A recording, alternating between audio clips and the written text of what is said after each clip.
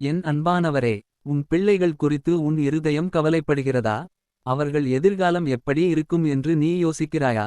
இன்று கர்த்தர் உன்னிடம் சொல்லுகிறார். நான் உன் பிள்ளைகளின் தேவன். நான் அவர்களை இரவும் பகலும் காக்கிறேன். காலை நேர வாக்குத்தத்தம். காலை சூரியன் உதிக்கும் முன்பே தேவன் உன் பிள்ளைகளுக்காக செயல்படுகிறார்.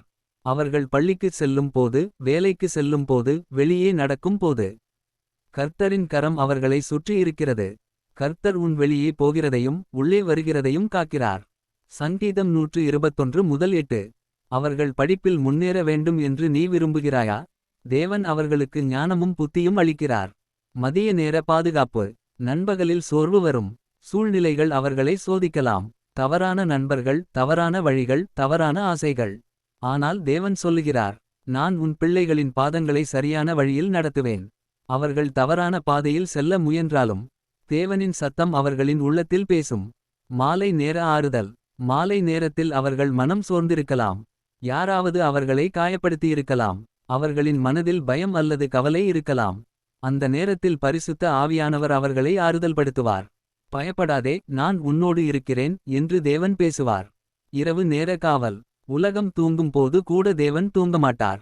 உன் பிள்ளைகள் உறங்கும் போது அவர்களின் படுக்கையின் அருகில் தேவனின் சந்நிதி இருக்கும். இஸ்ரவேலை காக்கிறவர் துயிலும் அல்ல, உறங்கும் அல்ல. சங்கீதம். கெட்ட கனவுகள், பயங்கள், தெரியாத ஆபத்துகள். இவை எதுவும் அவர்களை தொடாது. ஏனெனில் தேவனின் இரத்தம் அவர்களை மூடி காக்கிறது. எதிர்காலத்திற்கான வாக்குத்தத்தம்.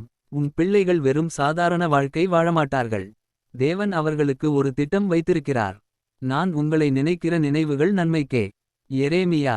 அவர்கள் தலைவனாக இருப்பார்கள், வாளாக இல்லை. அவர்கள் மேலே இருப்பார்கள், கீழே இல்லை. அவர்கள் குடும்பத்திற்கு ஆசீர்வாதமாக இருப்பார்கள். கர்த்தாவே, என் பிள்ளைகளை 24 மணி நேரமும் காக்கும் தேவனே.